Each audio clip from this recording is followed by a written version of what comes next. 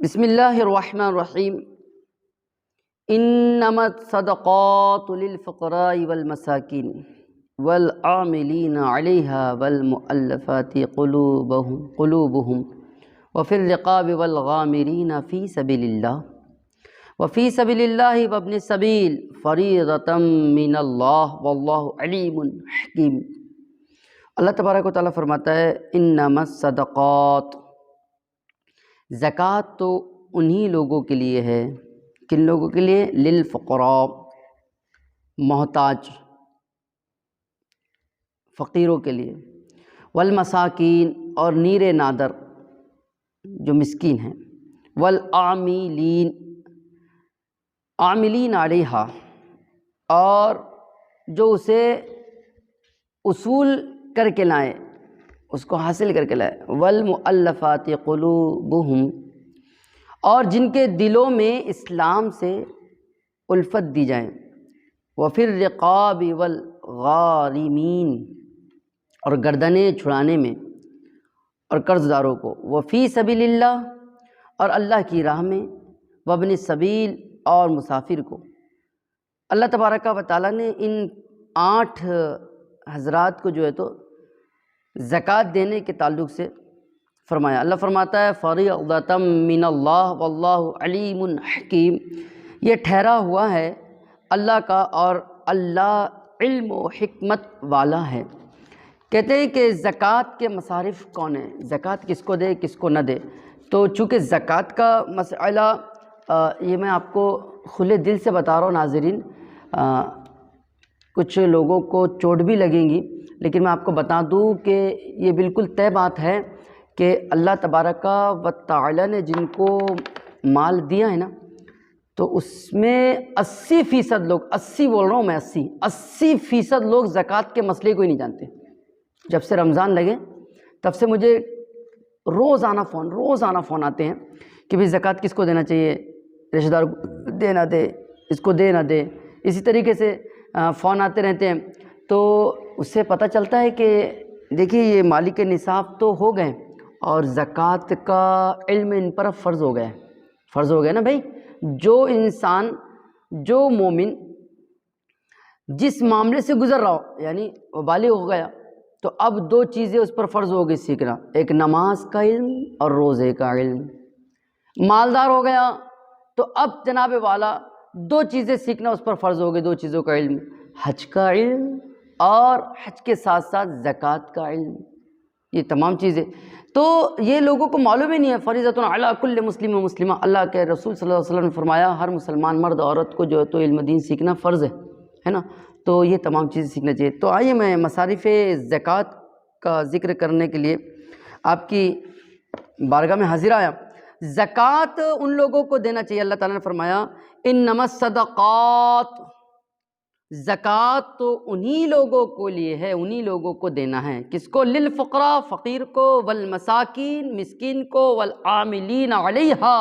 اور جو اس کو اصول کرتا ہے، یعنی جو زکوٰۃ کو حاصل کرتا ہے، زکوٰۃ کا مال جمع کر کے لاتا ہے اور پھر اس کو غریبوں میں تقسیم کرتا ہے، جو اس کے مستحق ہے وہاں تک پہنچاتا ہے، تو ان کو بھی زکوٰۃ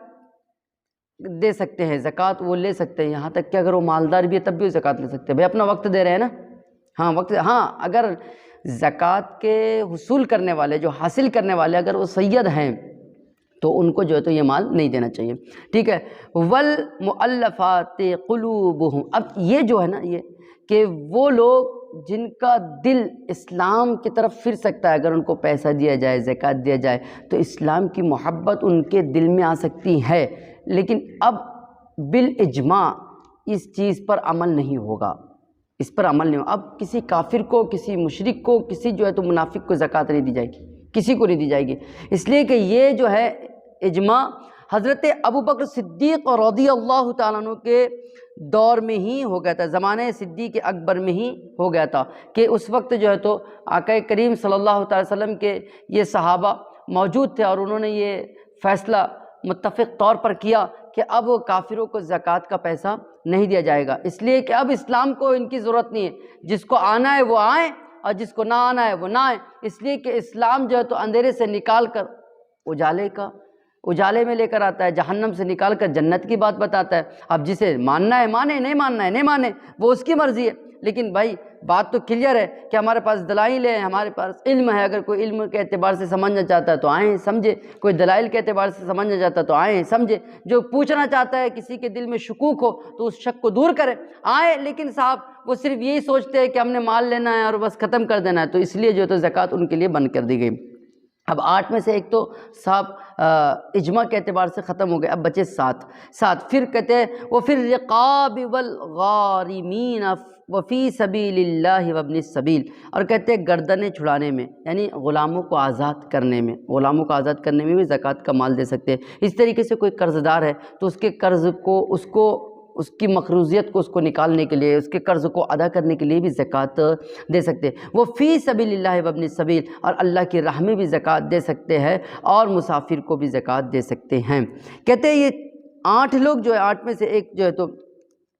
ختم ہو گئے، یہ لوگ ہیں جو زکوٰۃ ان کو دے سکتے ہیں۔ ایک مسئلہ جو مجھ کو پوچھا گیا تھا، میں اس کو بتا دوں کہ کسی نے کہا تھا کہ بھئی زکوٰۃ کن کو نہیں دینا چاہیے، تو میں آپ کو بتا دوں کہ زکوٰۃ کس کو نہ دی جائے۔ کہتے ہیں مسئلہ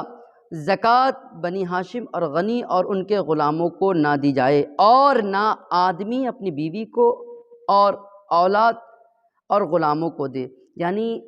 اپنے ماں باپ کو بھی زکوٰۃ نہیں دے سکتے، شوہر اپنی بیوی کو بھی زکوٰۃ نہیں دے سکتا، اور